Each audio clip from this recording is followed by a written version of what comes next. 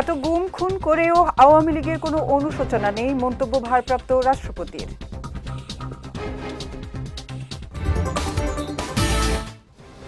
ফ্যাসিবাদ বিরোধী আন্দোলনে হত্যাকাণ্ডের বিচার হবে স্বচ্ছ, নিরপেক্ষ ও বিশ্বাসযোগ্য, বললেন প্রধানমন্ত্রী।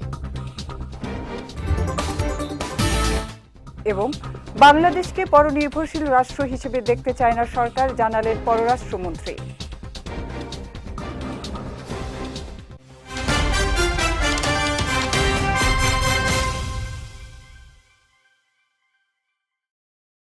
আসসালামু আলাইকুম। পুষ্টিচা নিবেদিত বিজয় রাতের সংবাদে আমন্ত্রণ জানাচ্ছি আমি উম্মে কুলসুম। শুনছিলেন শিরোনাম, এবারে বিস্তারিত।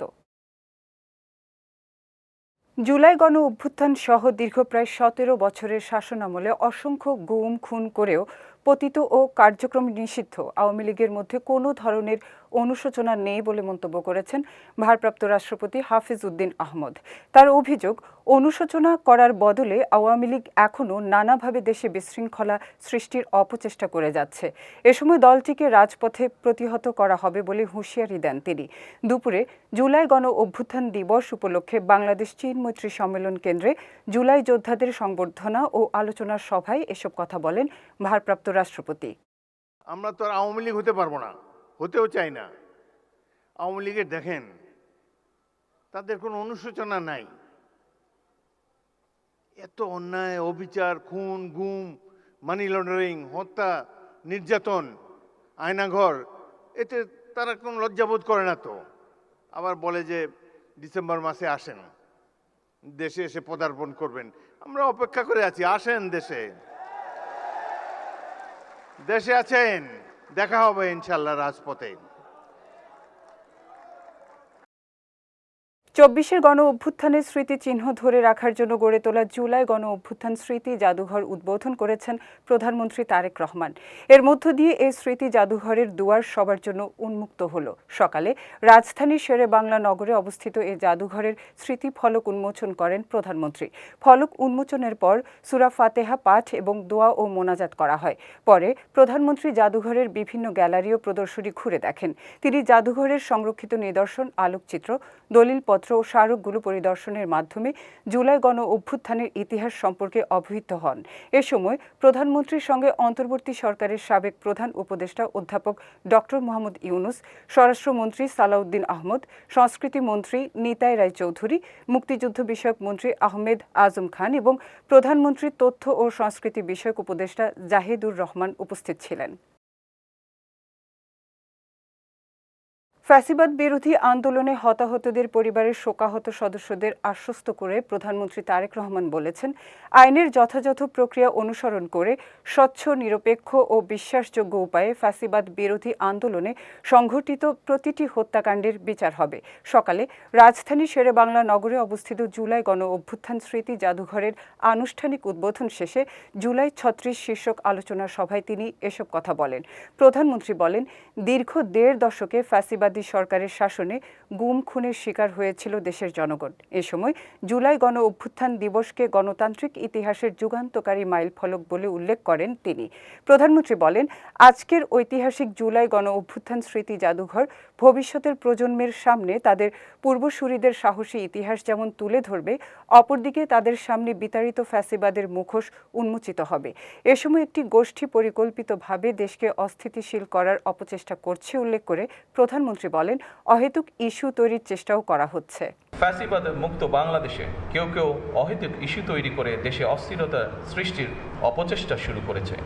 এসব পরিস্থিতি তৈরি করে তারা নিজেদের অজান্তেই পতিত পরাজিত পলাতক স্বৈরাচারের পুনরুত্থানের পথ সুগম করছে কিনা সেটি মনে হয় ভেবে দেখা প্রয়োজন আমাদের।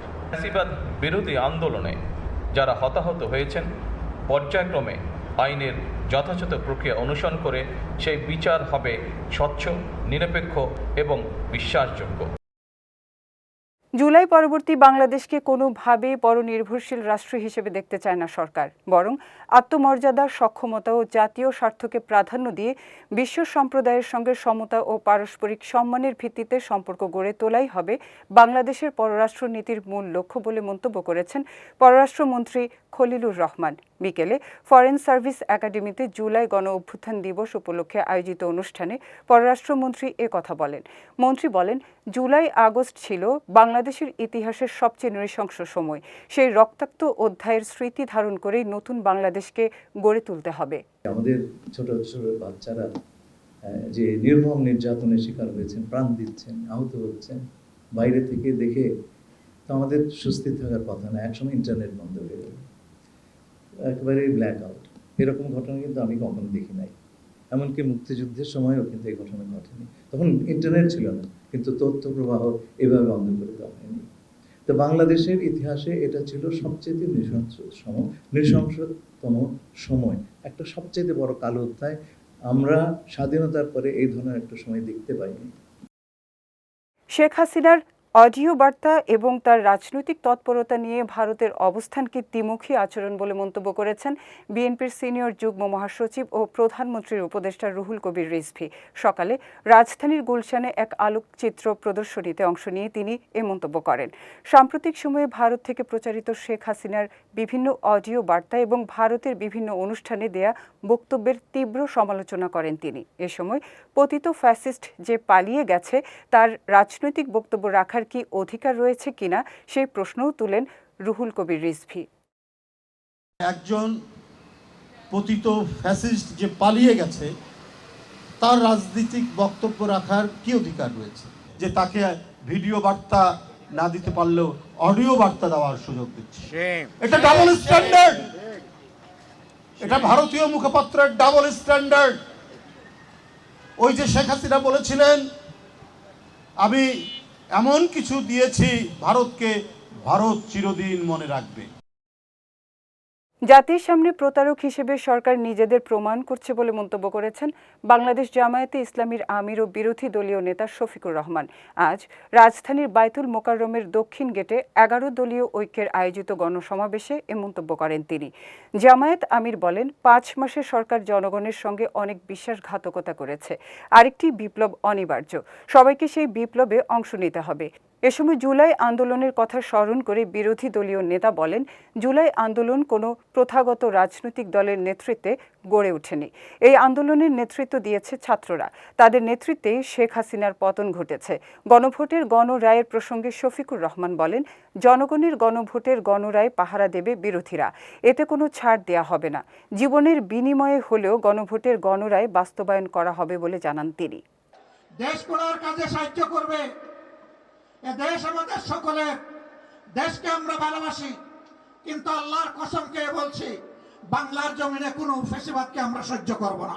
আমাদের গণভোটের গণরায় মেনে নেন। 70 ভাগ মানুষের রায়কে অপমান করবেন না, অপমান করে বাঁচার পথ খুঁজে পাবেন না।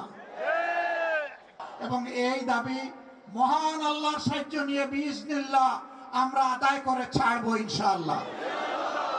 এই দাবি আমরা পরিত্যক্ত ঘোষণা করব না, কোনো কিছুর বিনিময়ে না, জীবনের বিনিময়ে হলেও এ দাবি আদায় হবে ইনশাআল্লাহ। এবার পুষ্টি চিড়িগুড়া চাল নিবেদিত জেলা সংবাদ।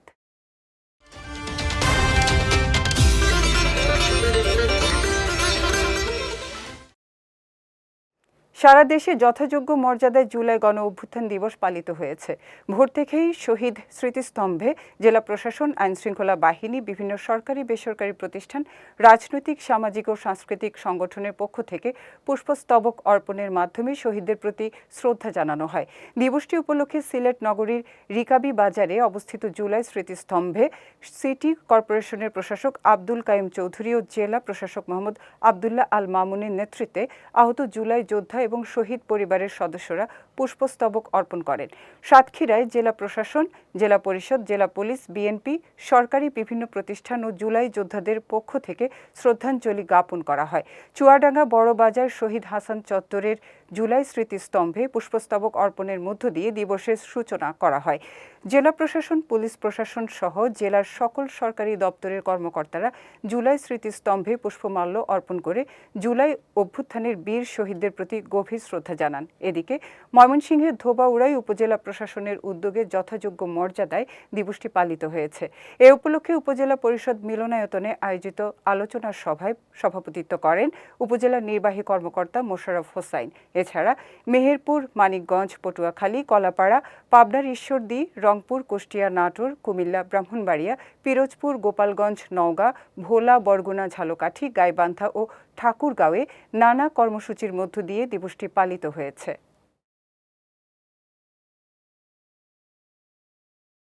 জুলাই শহীদদের আত্মত্যাগের বিনিময়ে গণতান্ত্রিক সরকার প্রতিষ্ঠিত হয়েছে বলে মন্তব্য করেছেন তথ্য ও সম্প্রচার প্রতিমন্ত্রী ইয়াসের খান চৌধুরী। দুপুরে ময়মনসিংহ শহরের পাটগুদাম দুলদুল ক্যাম্পে জুলাই গণ অভ্যুত্থান দিবস উপলক্ষে মহানগর ছাত্রদল আয়োজিত ফ্রি মেডিকেল ক্যাম্প উদ্বোধনকালে প্রধান অতিথির বক্তব্যে তিনি এ মন্তব্য করেন। প্রতিমন্ত্রী আরও বলেন, দীর্ঘ ১৭ বছরের আন্দোলনের ফসল ২০২৪ সালে ছাত্র জনতার আন্দোলনে ফ্যাসিবাদের বিদায়। এ সময় দেশের প্রত্যেক উপজেলায় জুলাই শহীদদের নামে প্রতিষ্ঠান এবং রাস্তার নামকরণ করা হবে জানিয়ে তিনি বলেন, জুলাই শহীদ ও আহত পরিবারের সুযোগ সুবিধা বৃদ্ধির জন্য সরকারের পরিকল্পনা রয়েছে। সেই লক্ষ্যেই কাজ করছে সরকার। পরে শতাধিক হতদরিদ্র মানুষকে বিনামূল্যে চিকিৎসা সেবা প্রদান করা হয়। জুলাই সনদ প্রত্যেকটি পৃষ্ঠায় পৃষ্ঠায় প্রতিটি অক্ষরে অক্ষরে আমরা বাস্তবায়ন করব বলে মন্তব্য করেছেন পানি সম্পদ প্রতিমন্ত্রী ফরহাদ হোসেন আজাদ। সকালে জেলা শহরের শেরেবাংলা পার্কে জুলাই শহীদ স্মৃতিস্তম্ভে শ্রদ্ধাঞ্জলি অর্পণ শেষে মন্তব্য করেন তিনি। এ সময় সকল দলকে ঐক্যবদ্ধ হবার আহ্বান জানিয়ে প্রতিমন্ত্রী বলেন, সকলকে ঐক্যবদ্ধ থাকতে হবে যেন ওই ফ্যাসিস্ট আবারও কোনোভাবে সুযোগ নিয়ে আমাদের মধ্যে অনৈক্য তৈরি করতে না পারে। পরে সরকারি অডিটোরিয়ামে জেলা প্রশাসন আয়োজিত অনুষ্ঠানে জুলাই শহীদ পরিবার ও জুলাই আহত যোদ্ধাদের সংবর্ধনা দেন পানি সম্পদ প্রতিমন্ত্রী।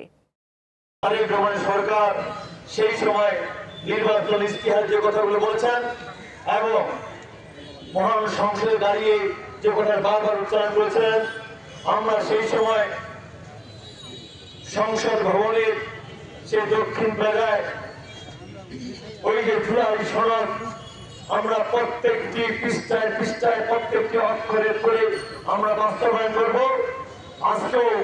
আজকের এই 5 আগস্টে সেই কথা আমি আবার উচ্চারণ করছি।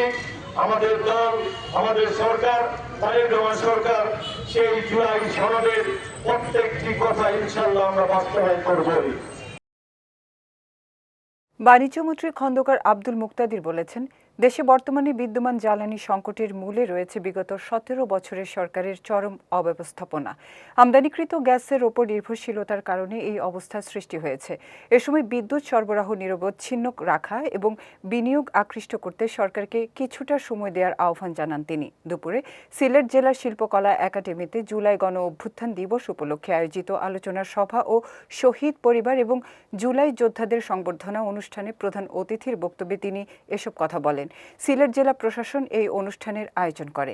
জেলা প্রশাসক আব্দুল্লাহ আল মামুনের সভাপতিত্বে অনুষ্ঠানে বিশেষ অতিথির বক্তব্য রাখেন সিলেট 3 আসনের সংসদ সদস্য মোহাম্মদ আব্দুল মালিক, সিলেট 6 আসনের সংসদ সদস্য অ্যাডভোকেট ইমরান আহমদ চৌধুরী সহ অন্যান্যরা। বিদ্যুতের পরিস্থিতি স্বাভাবিক করতে শুধু বাসাবাড়ির জন্য না, শিল্প কলকারখানা, সার কারখানা, বিদ্যুৎ উৎপাদন এবং নতুন নতুন বিনিয়োগ যারা করবে তাদেরকে যোগান দেয়া, এই সব কিছুর জন্য একটা আদর্শ স্বাভাবিক পরিবেশ তৈরি করার জন্য কিছু সময় দিতে হবে।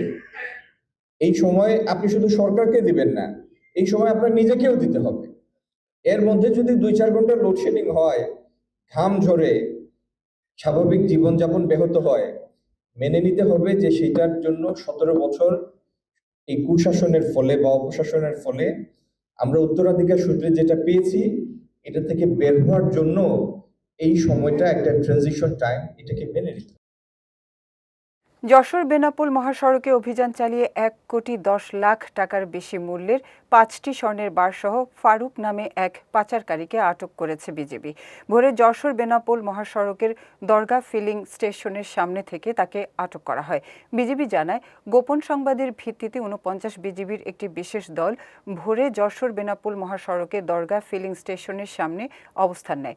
এ সময় সন্দেহভাজন ফারুকের দেহে তল্লাশি চালিয়ে বিশেষ কায়দায় লুকিয়ে রাখা 5টি স্বর্ণের স্বর্ণের বার জব্দ করা হয়। জব্দ করা স্বর্ণের বাজার মূল্য 1,10,47,000 টাকা। আটককৃত ব্যক্তি ঢাকা থেকে যশোর হয়ে বেনাপোল দিয়ে ভারতে পাচার করার উদ্দেশ্যে স্বর্ণের বারগুলো নিয়ে যাচ্ছিল বলে প্রাথমিক জিজ্ঞাসাবাদে স্বীকার করেছে। বৃষ্টি ও উজানের পাহাড়ি ঢলে আবারও বাড়তে শুরু করেছে তিস্তা নদীর পানি। বুধবার সকাল থেকে তিস্তা নদীর পানি ডালিয়া পয়েন্টে বিপদসীমার 13 সেন্টিমিটার ওপর দিয়ে প্রবাহিত হচ্ছে। পানি উন্নয়ন বোর্ড জানায়, মঙ্গলবার রাত থেকেই তিস্তার পানি দ্রুত বাড়তে থাকে। পানি বৃদ্ধির ফলে ডিমলা উপজেলার পূর্ব ছাতনাই ও টেপাখড়ি বাড়ি সহ বিভিন্ন নিচু এলাকা প্লাবিত হয়েছে। এর পাশাপাশি নদী তীরবর্তী এলাকার বাড়িঘর এবং ফসলি জমিও তলিয়ে যাচ্ছে। এদিকে পানি প্রবাহ নিয়ন্ত্রণে রাখতে ব্যারেজ পয়েন্টের 44টি জলকপাট খুলে রেখেছে পানি উন্নয়ন বোর্ড। অন্যদিকে পানি বৃদ্ধি অব্যাহত থাকলে তিস্তার নিম্নাঞ্চলে স্বল্পমেয়াদী বন্যা দেখা দিতে পারে বলে জানিয়েছেন লালমনিরহাট পানি উন্নয়ন বোর্ডের নির্বাহী প্রকৌশলী সুনীল কুমার রায়। এবার পুষ্টি নিবেদিত আন্তর্জাতিক প্রসঙ্গ।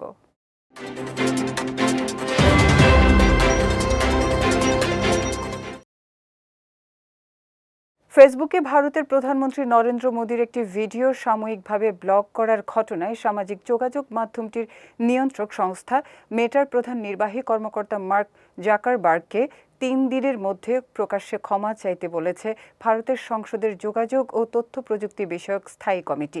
একই সঙ্গে ভিডিওটি সরানোর জন্য দায়ীদের বিরুদ্ধে ব্যবস্থা নেওয়ার দাবিও করা হয়েছে। অন্যথায় ফেসবুকের সেফ হারবার সুরক্ষা প্রত্যাহারের বিষয়টি বিবেচনা করা হতে পারে বলে সতর্ক করেছে কমিটি। বিজেপির সংসদ সদস্য নিশিকান্ত দুবের নেতৃত্বাধীন এই সংসদীয় কমিটির মোদির ভিডিওটি সরিয়ে দেয়াকে গণতন্ত্রের ওপর আঘাত বলে উল্লেখ করেছে। সূত্রের বরাত দিয়ে বলা হয়েছে, 3 দিনের মধ্যে এ নির্দেশ পালন না করলে মোদী সরকার ফেসবুকের সেফ হারবার সুরক্ষা প্রত্যাহারের বিষয়টি বিবেচনা করতে পারে। এতে ফেসবুক এবং এর কর্মকর্তারা সরাসরি আইনি ব্যবস্থার মুখোমুখি হতে পারেন। এর আগে গত 23 জুলাই নরেন্দ্র মোদীর একটি ভিডিওতে শিক্ষার্থীদের বিক্ষোভের মধ্যে প্রশ্নপত্র ফাঁসের ঘটনায় কঠোর ব্যবস্থা নেওয়ার প্রতিশ্রুতি দিলে সেটি নিয়ে বিতর্কের সূত্রপাত হয়। যাচ্ছি পুষ্টি ড্রিঙ্কিং ওয়াটার নিবেদিত খেলার সংবাদে।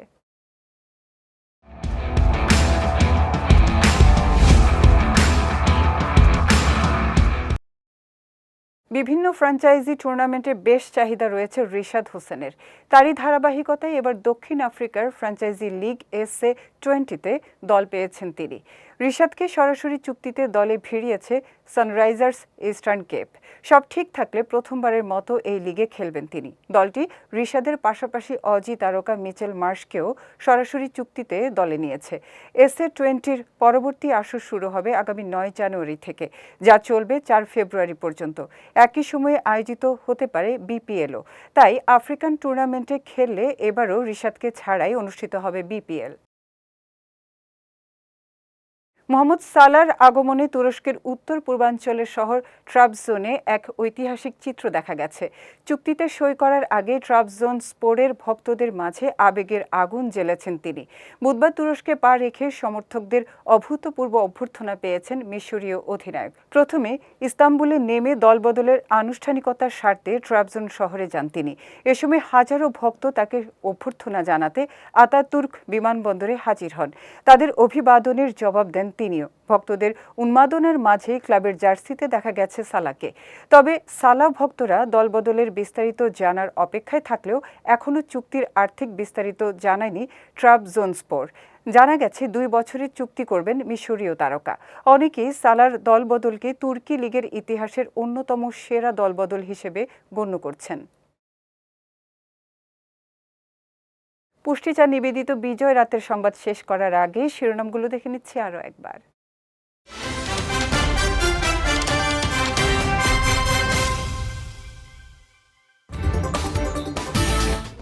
এত গুম খুন করেও আওয়ামী লীগের কোনো অনুশোচনা নেই, মন্তব্য ভারপ্রাপ্ত রাষ্ট্রপতির।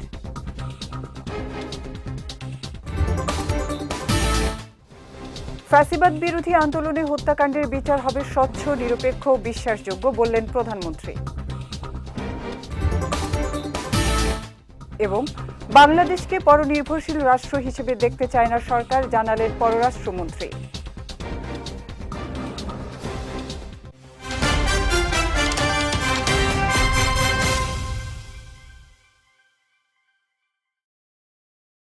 বিজয় রাতের সংবাদ শেষে আজকের মতো আমি উম্মে কুলসুম আপনাদের কাছ থেকে বিদায় নিচ্ছি। আগামীকাল একই সময়ে নতুন সব খবর দেখতে চোখ রাখুন বিজয় টিভিতে। এছাড়াও আজকের বিজয় রাতের সংবাদের ভিডিও দেখতে পারেন আমাদের ইউটিউব এবং ফেসবুক পেজে। আমাদের ইউটিউব হলো youtube.com/bijaytvofficial এবং আমাদের ফেসবুক পেজ হলো facebook.com/bijaytvlimited। এতক্ষণ সঙ্গে থাকার জন্য ধন্যবাদ সবাইকে।